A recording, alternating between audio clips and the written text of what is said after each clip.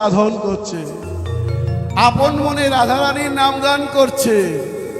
ও রাধারানী মহারানী কৃপা করো না, কৃপা করে বৃন্দাবনে নিয়ে চলো না। রাধে বলো রাধে, বলো রাধে, বলো রাধে। ও রাধারানী মহারানী, ও রাধারানী মহারানী কৃপা করো না, কৃপা করে বৃন্দাবনে নিয়ে চলো না। ও রাধে, ও রাধে, জয় রাধে, জয় রাধে। এরা কি করছে? ডাকছে বাবা,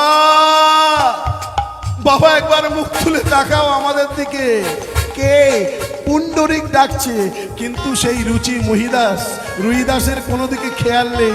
রুহিদাস জুতো সেলাই করছে আর রাধারানীর নাম গান করছে। ও রাধারানী মহারানী কৃপা করো না, কৃপা করে বৃন্দাবনে নিয়ে চলো না। রাধে রাধে বলো রাধে, রাধে বলো রাধে, রাধে বলো রাধে। ও রাধারানী, ও মহারানী, ও রাধারানী মহারানী কৃপা করো না, কৃপা করে বৃন্দাবনে নিয়ে চলো না। ও রাধে, জয় রাধে, জয় রাধে, জয় রাধে। তোমার অনেক অর্থ থাকতে পারে, অনেক সম্পদ থাকতে পারে, কিন্তু সবাই তীর্থস্থানে যেতে পারে না।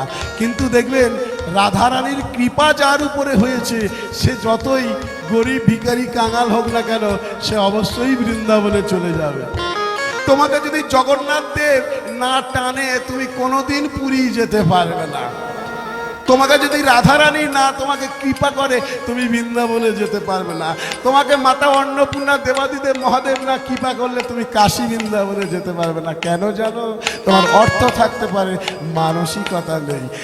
তোমার কৃপা, তোমার কৃপা হলে পারে বৃন্দাবনে যাব, তোমার কৃপা হলে পারে বৃন্দাবনে যাব। বৃন্দাবনে গিয়ে আমি সাধু সঙ্গ পাবো। রাধে রাধে রাধে রাধে রাধে রাধে বল